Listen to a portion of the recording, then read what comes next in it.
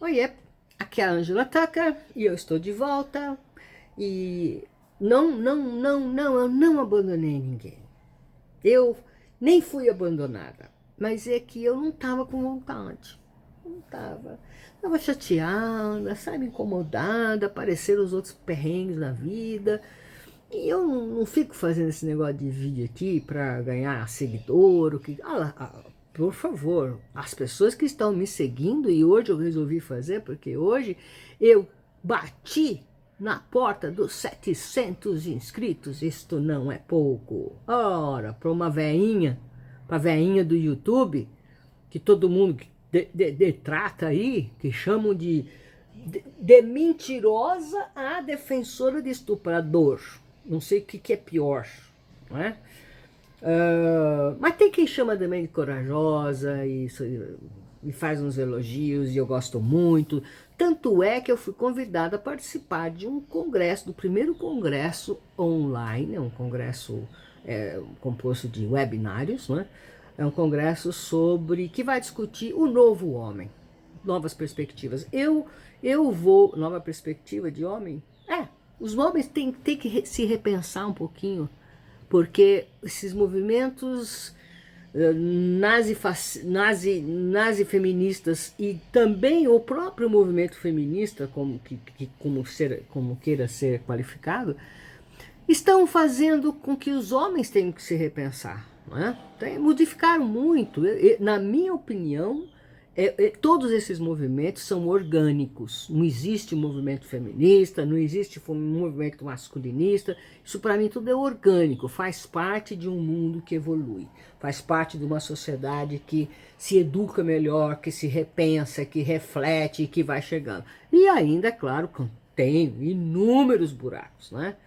Inúmeras diferenças sociais. A gente ainda tem que malhar muitos séculos, viu, para chegar a sermos todos uma grande Noruega, né?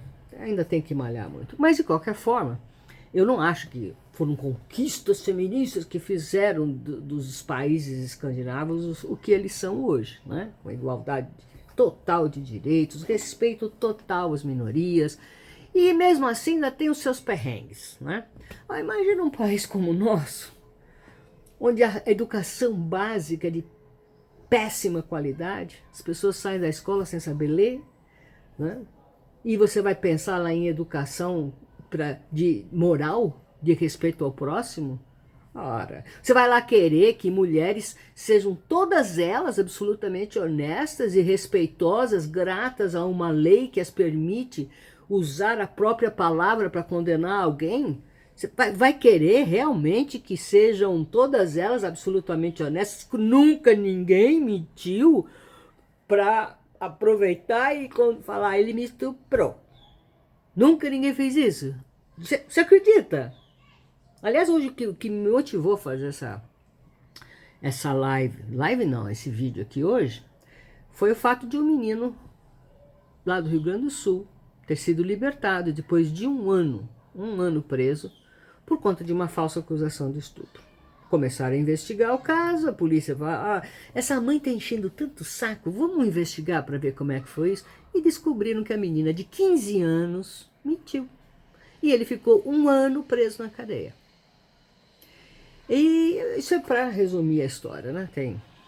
Então aí você pensa bem e fala, meu Deus, o que está acontecendo? O que está acontecendo? Este homem que é inocente e que está sendo condenado, estes homens precisam repensar-se. Eles precisam tomar cuidado antes de mais nada. Antes de mais nada, precisa tomar cuidado. Eles precisam repensar como tratar uma mulher. Porque se num ambiente de trabalho ele falar você é gostosa, ferrou a vida dele. No meu tempo, se me falasse que eu era gostosa, eu tomava como elogio. E ficava por ali mesmo. Mas houve também quem quisesse ultrapassar os limites, mas eu falei não. Ou então eu fui realmente quase abusada, mas consegui passar por isso e vamos sobrevivendo. Até porque naquela época não tinha eu não teria condições de... Né? Era uma época em que a palavra da mulher não valia nada. Então agora que a gente conquista o direito de falar, opa, o senhor vai ser acusado porque o senhor tentou fazer isso, aquilo comigo. Das 2 vezes de tentativa, foram tentativas de estupro.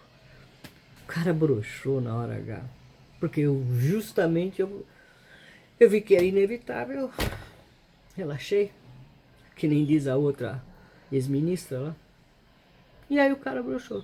Porque viu o que estava fazendo. Não eram más pessoas, não era. Foi tomado por um impulso tal. E eu relevei, não fiz nada. Mas se fosse hoje, talvez eu iria à justiça. Não sei, talvez. Conheço muita gente que com certeza iria, até porque um deles era muito rico, bilionário. Então hoje em dia esse homem, e ele fez isso com outras pessoas, hoje em dia esse homem estaria muito mal ferrado, bem ferrado mesmo. Né? Bom, então eu voltei, estou falando todo esse monte aqui, não chego onde eu quero ir. Eu queria, como eu acho que as pessoas até já se esqueceram um pouquinho de mim, eu quero só relembrar um pouquinho da minha trajetóriazinha, né? Eu sou Angela Tucker, eu sou jornalista, formada pela Fundação Casper Libero. Eu também fiz economia. Depois que eu fiz economia, eu fui fazer jornalismo. Em 1986, foi o ano da minha formatura. E eu comecei a trabalhar. Como eu tinha 2 filhas para criar e estava divorciada, eu não podia me dar ao luxo de ser uma foquinha, né? Então, e tentar a vida, não sei o que. Então, eu encontrei a profissão de relações públicas e assessoria de imprensa. Primeiro eu escrevi livros, tal, para esse ou para aquele, ganhei uma vida para lá e para cá, mas depois acabei me dedicando frontalmente na especialização de assessoria de imprensa para serviços de saúde. E com isso eu trabalhei para mais de uma centena de médicos diferentes. Teve uma época em que meu nome era falado nos hospitais, como a assessora de imprensa que funcionava. E realmente, a imprensa vinha para mim, porque eu era uma fonte, eu era a única que fazia médicos. Eu só tinha médicos, só assuntos de saúde. Eu sempre tive facilidade para entender o assunto de saúde, e eu decodificava aquilo, fazia, dá licença de eu falar, porque agora está no passado, excelentes press releases, que o jornalista do lado de lá entendia, enxergava a notícia e vamos fazer a matéria. Não é? Às vezes, eu fiz muita assessoria de imprensa para veículos de televisão, principalmente, porque eu explicava muito bem o que era. E para televisão tem que explicar. Muito bem, isso não é o caso. Entre os médicos que eu trabalhei com este Roger Abdelmaci. Eu o conheci em 1992.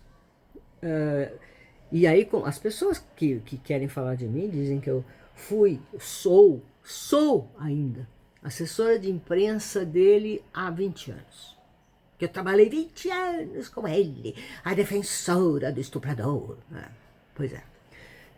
Não é bem assim. Eu trabalhei em vários momentos, de 92 a 94, depois de 95 a 96, depois só fui voltar em 2005, foi 9 anos, 2005, fiquei só até o final do ano, para variar, briguei com ele.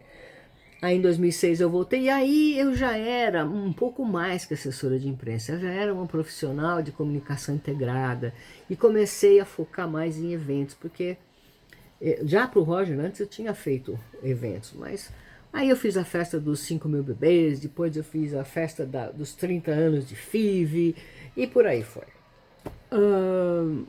Porém, nos 30 anos de FIV, que foram jobs, né? Foram serviços que eu não era interna nem nada. Em 2005, quando fui demitida mais uma vez, porque era a mulher dele que me demitia. Ela tinha ciúme de mim, ela tinha raiva, entre outras coisas.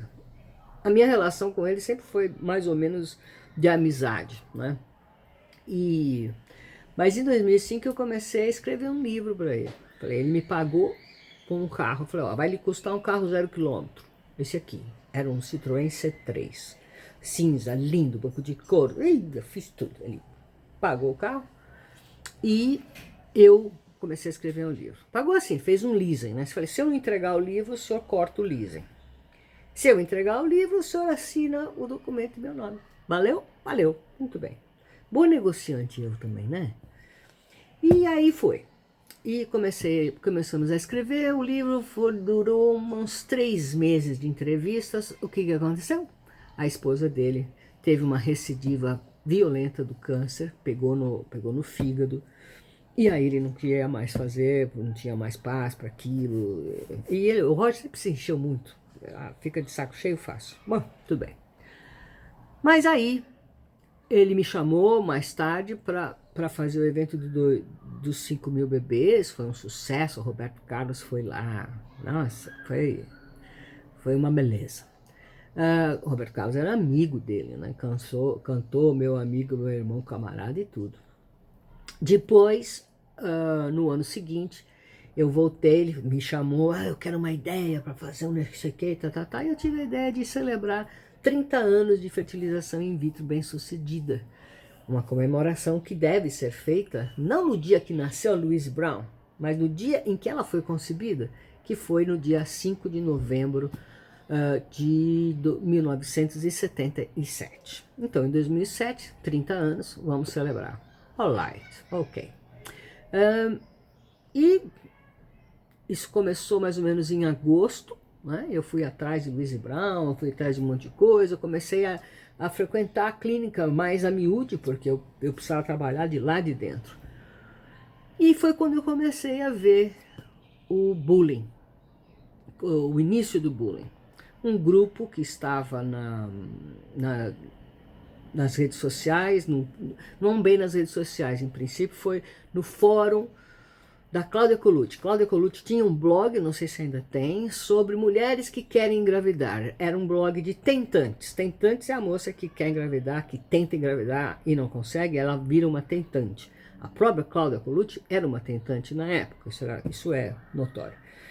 E o Roger era muito conhecido, era o médico mais famoso da época, era sim já o tal médico de todas as estrelas, era o Rolls Royce da fertilização in vitro. Muito bem, cheio de inimigos,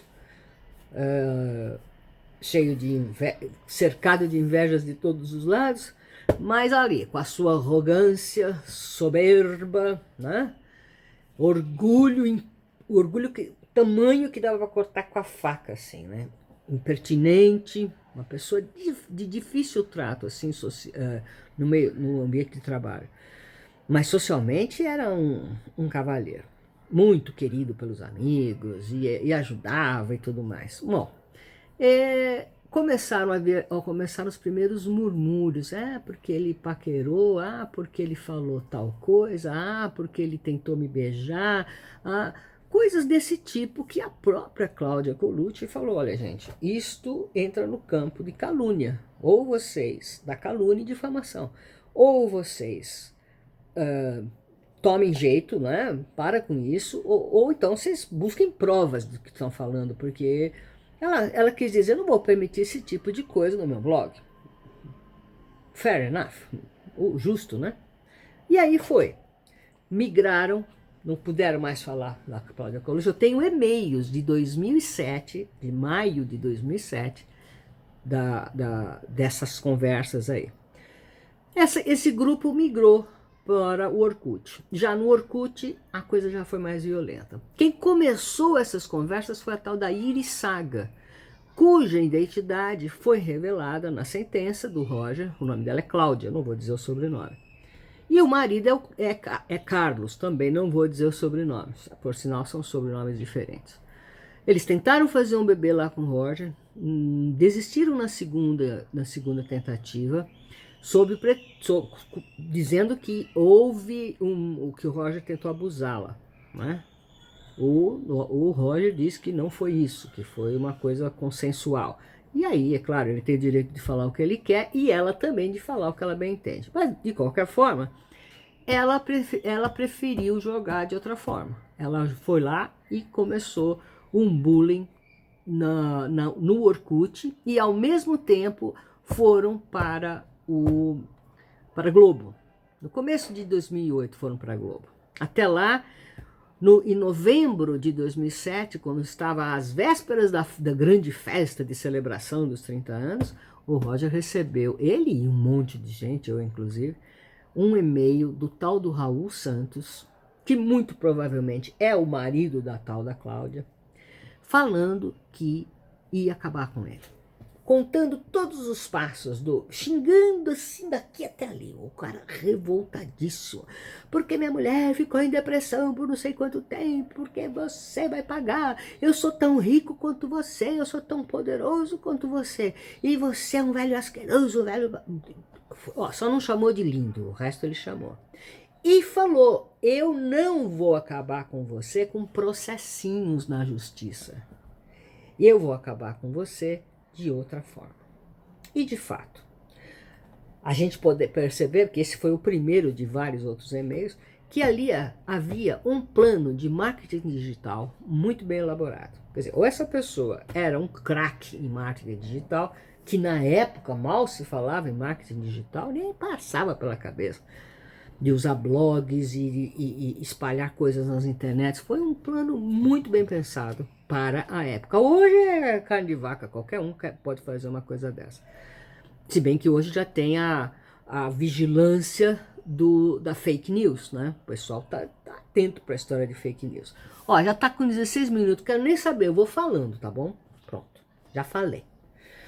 Muito bem, o plano começou e o Roger, desesperado, mas não podia fazer muita coisa. Alguns jornalistas começaram a ligar, receberam os e-mails, né? O que está acontecendo, não sei o quê. O Roger se justificava, dizia que não era assim, que era assado, tal, não queria falar hoje, não queria falar amanhã.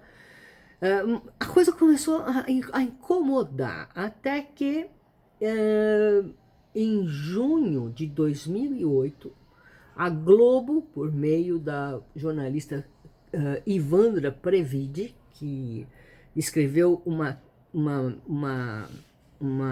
dissertação de mestrado com esse tema, Roger Abdelmaci na imprensa, uma coisa assim, ela diz que foi ela que trouxe o assunto, ela deu ouvido a essas pessoas, provavelmente foi o casal, ela falou que atendeu um casal, provavelmente é o casal que começou o bullying virtual.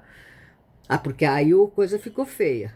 Em março de 2008, esqueci de dizer, inaugurou o primeiro blog. Esse blog já continha uns 20 depoimentos. Pessoas com trechos curtos falavam isso e aquilo do Roger e assinava com as iniciais. Os depoimentos eram anônimos, né? Os e-mails enviados para o Roger ameaçadores também eram anônimos. A tal da Iris Saga, que postava continuadamente no Orkut, era anônima. Muito bem. Então, essas denúncias e essas difamações eram feitas de forma anônima. Teve gente ali entre os depoimentos no blog que falou que até confessou que o Roger que deu para ele várias vezes em troca de fertilizações, para não ter que pagar as fertilizações. Teve alguém também que colocou lá muitas denúncias de troca de gametas, de ouvir falar que houve troca de gametas. Como assim? Você ouviu falar e você vai lá, publica num blog que você ouviu falar, então você foi embora? A outra diz que engravidei do Roger não sei como, não sei de quem.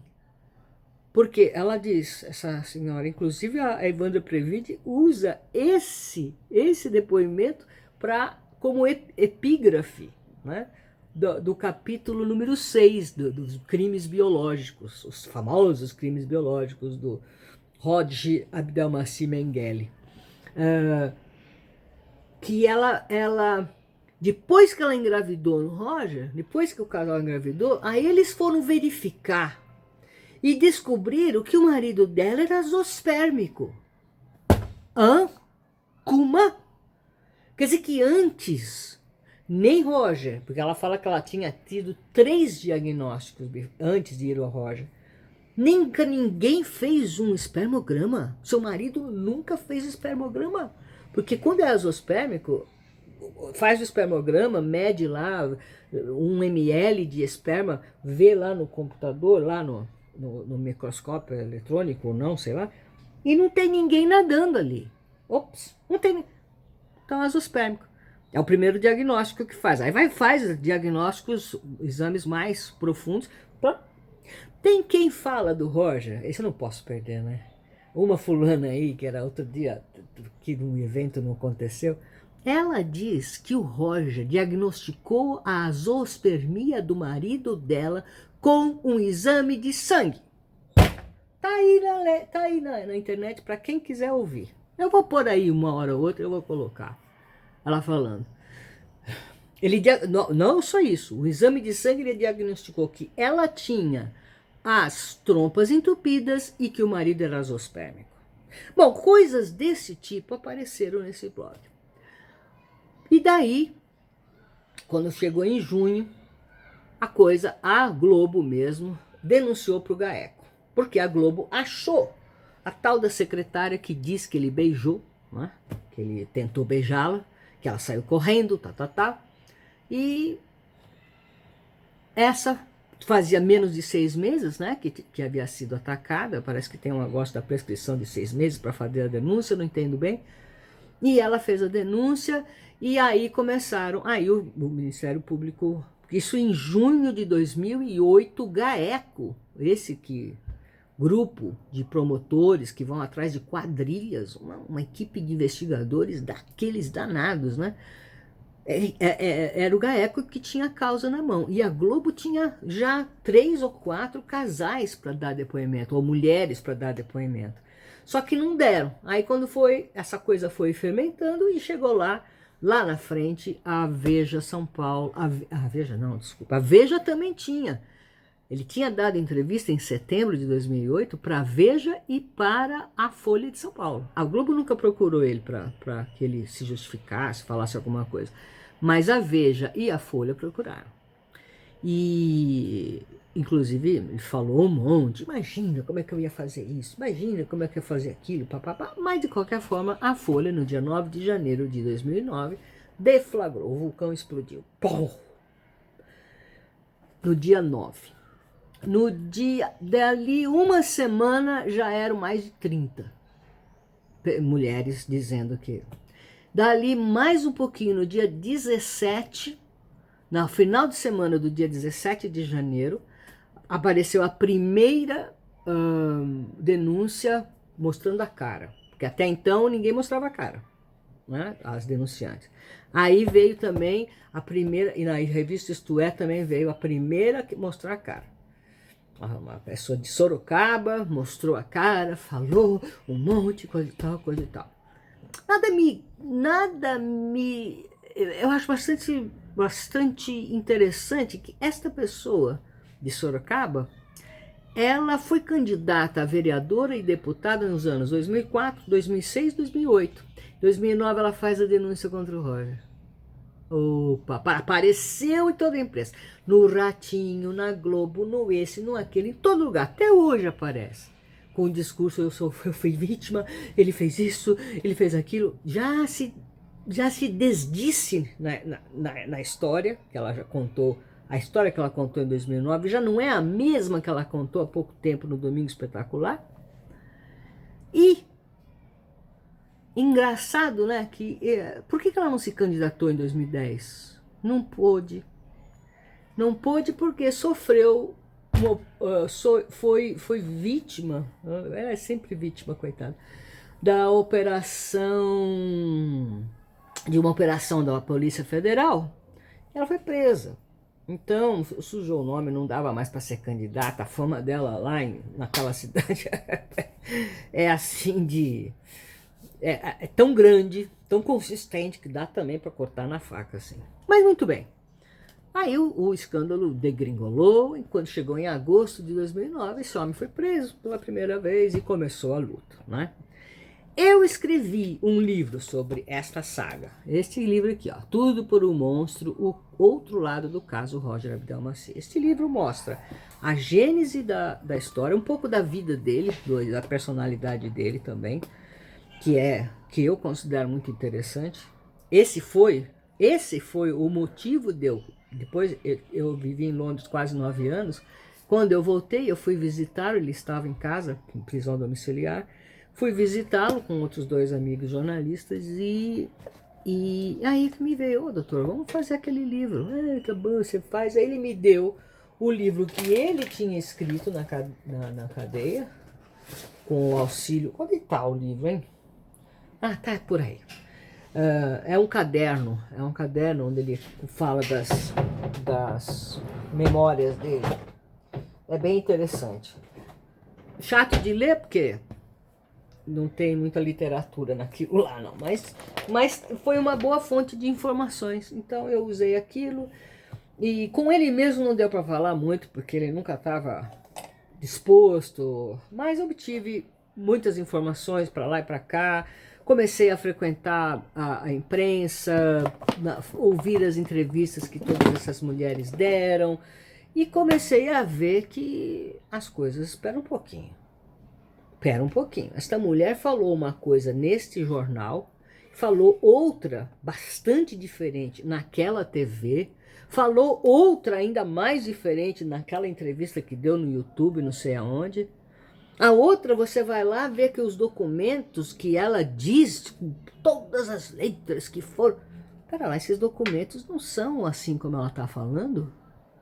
Não, o documento diz que ela nunca fez um corpo de delito. O corpo de delito que ela fez 6 meses depois do propalado estupro que rendeu livre e tudo mais.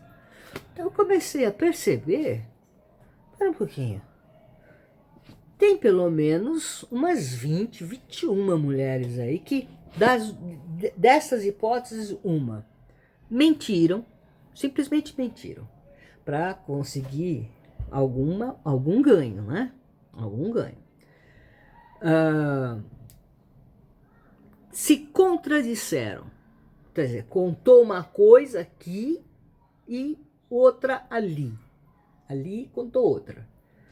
E as duas coisas não se... Algumas dessas, a própria defesa do Roger, na época, detectou. Né? Teve uma principal, a primeira que saiu na imprensa, nem foi dar o depoimento dela. Não foi dar o depoimento dela. Levantou a lebre e essa, inclusive, tem umas coisas assim esquisitas, né? O Roger pegou ela no colo, para levá-la no colo até o centro cirúrgico. E do centro cirúrgico pegou ela no colo para levar para a sala de repouso. E lá na sala de repouso, ela estava meio semi-acordada, como sempre, ele fez um monte de coisa. E aí, quando pergunta-se às pessoas que estavam no centro cirúrgico, vocês viram? Não estou sabendo. Ninguém viu. E agora? Como é que ficou? Como é que fica isso? Viu pegar no colo? Que pegar no colo? Essa história de que ficava ali na salinha fazendo isso, fazendo aquilo. Bom, eu não quero me precipitar muito aqui, não. O que eu quero falar, eu estou só dando o meu perfil, né?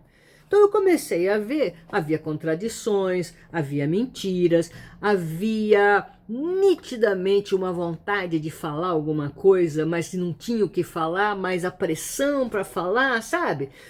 Porque as primeiras mulheres que começaram, né, a fazer o buzi, elas formaram um grupo. Um grupo, Vítimas Unidas de Roger Abdelmaci. E esse grupo... isso ainda vai ter que ser verificado direitinho. Esse grupo começou a convencer outras pessoas a dar o depoimento. Outro dia eu conversei com uma moça, que agora já não é tão moça, mas ela foi. Ela falou com todas as letras. Ah, eu fui porque a fulana falou para eu fazer. Mas aí, como eu ia falar para o Fantástico, se eu podia falar para o Fantástico. Quando eu entrei no grupo, vítima não sei o quê, umas 2 horas depois ela entrou em contato comigo para ver se eu dava uma entrevista no Fantástico do que tinha acontecido comigo. E o que aconteceu com você?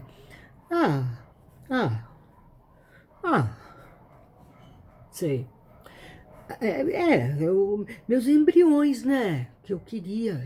Espera um pouquinho, quantos embriões ele congelou? Ele disse que ele congelou. Ah, você tem um documento de que ele congelou? Porque esse negócio de congelamento não é assim, o cara congela porque ele quer, não. Você tem que assinar, tem que fazer toda uma documentação. Meu Deus, são vidas ali, né? Que precisam ser buscadas a qualquer momento. Em lugar nenhum alguém vai congelar óvulos ou embriões sem a anuência e o pagamento. Você pagou alguma coisa? Não. Espera um pouquinho. Você disse que congelou quantos? 18. 18 embriões? 18? Minha filha, eu falei para ela na cara dela, falei, minha filha, quando tem um embrião para congelar, você tem os 3 para colocar lá dentro e mais 1 ou 2 de qualidade fertilizante, né? Um embrião que pode realmente vingar numa gravidez e precisa ser congelado, o embriologista chega, é o embriologista, porque o Katsu do Roger não vai saber o que é embrião bom, meu Deus do céu. Ele não faz isso. Nos últimos tempos ele não fazia nada disso. Mas de qualquer forma, não é ele que vai chegar para ela e falar, não, é o embriologista que vai falar. Claro que o embriologista pode até falar para ele e ele falar. Mas de qualquer forma, olha, tem 2 embriões, você quer congelar? Ou a gente descarta? Porque o normal era descartar. Tudo isso aconteceu antes da lei ficar mais rígida. Não, eu quero congelar. Então tudo bem. Então nós vamos fazer toda a documentação, nome do pai, da mãe, do avô, da avó, endereços, fones, blá, blá, blá. Imagina perder os pais daquele embrião. E paga. Tem que pagar, eles vão consumir nitrogênio líquido, um negócio caro, vai consumir espaço, tem a responsabilidade da administração daquilo. Você paga uma taxa para congelar e uma taxa anual, enquanto, pelo menos, é o que a regra de mercado. Se ele fazia de uma outra forma, eu não sei. Talvez fizesse, talvez cobrasse bem mais caro, porque ele cobrava muito mais caro para tudo. Enfiava a faca. Muito bem. Não, eu não assinei nada, mas ele falou. Falei, mas como é que você pode provar que ele falou? Bom, eu não vou. Não era 18. Não, acho que era 9. 18 foram óvulos, mas ele congelou óvulos? Ele falou. Mas em 1997 não existia congelamento de óvulos. Então não sei, foi meu marido que falou. Meu marido tentou entrar na clínica, ele falou que depois que os gêmeos nascessem, a gente fosse lá para falar dos embriões. Sei. Aí meu marido foi lá, os gêmeos nasceram, meu marido foi lá, foi enxotado por 2 guarda-costas. Espera um pouquinho, 97? 97 era na Rua Maestro Elias Lobo, né? Era lá no jardim, uma casa assim assado, frita cozida, com azul e branco, Não tinha guarda-costa. Tinha o Manuel, que era o valete, que guardava o carro. Guarda-costa, não.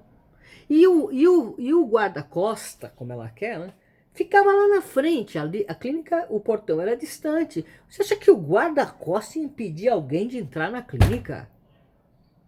Mas aí cabe tudo, né? Se fala de Abdama, se cabe tudo, cabe tudo. É uma coisa impressionante. Bom, esta mulher, ela me falou que ela foi induzida, convencida a dar uma denúncia e foi na delegacia fazer a denúncia. Porque para falar no Fantástico tinha que ter feito a denúncia na delegacia. Então ela foi, ficou lá um tempão, fez a denúncia. A denúncia, claro, não foi para frente. O Ministério Público se viu aquilo e falei, minha Nossa Senhora, como é que vai usar isso aqui? Né? Porque é a palavra dela, que a sua palavra valha como mulher, né? Para falar que eu fui estuprada, ele abusou de mim, ele fez isso, ele fez aquilo. Vá lá, porque a Maria da Penha conseguiu esse. Agora, a sua palavra chegar nas redes sociais e dizer que ele fazia isso com os embriões, ele vendia embriões, ele vendeu óvulos, ele como se isso fosse lucrativo para uma clínica que faturava 2 milhões de reais por mês. Vender um óvulo, vender embrião, mas quem ia comprar? Que mercado é esse, minha filha? A lei da Maria da Penha não te garante, hein? Falar isso não, viu? Isso é denúncia caluniosa. Isso se chama calúnia, difamação e umas coisas assim. É crime. É crime. Tem Maria da Penha que te salve nisso, não. Cala a boca quando for falar na imprensa. Pare de falar essas coisas aí, porque, bom, já falou, né? Já falou, já tá tudo copiado, já tá tudo ferrado. E logo, logo vai ver onde vai chegar isso aí. Muito bem. Então esses grupos que se formaram, grupos de ajuda. Ajuda quem? Se autotitulando ONG. Tem um livro de uma delas aí, que na capa do livro tá assim, ó. Parte da renda deste livro será destinada à ONG Vítimas Unidas em prol de vítimas de violência. ONG? Cadê o registro da ONG? Não tem. Mas atuava como ONG? Pode? Isso pode? Opa! Quem é que responde aí para mim? Pode fazer isso? Pode ficar fomentando as pessoas a... Fomentando não. Cutucando, vai, sei lá. As pessoas para fazer denúncia que não tem pé nem cabeça? Hã? Só porque foi paciente do Roger? É. E tem mais de uma, né? A gente sabe que tem mais de uma. Sabe por que eu sei? Pelo que ela mesma fala. Ela fala uma coisa aqui, outra coisa ali. E cita exatamente aquelas que a incitaram a fazer a história. O Ministério Público vai ver isso. Vai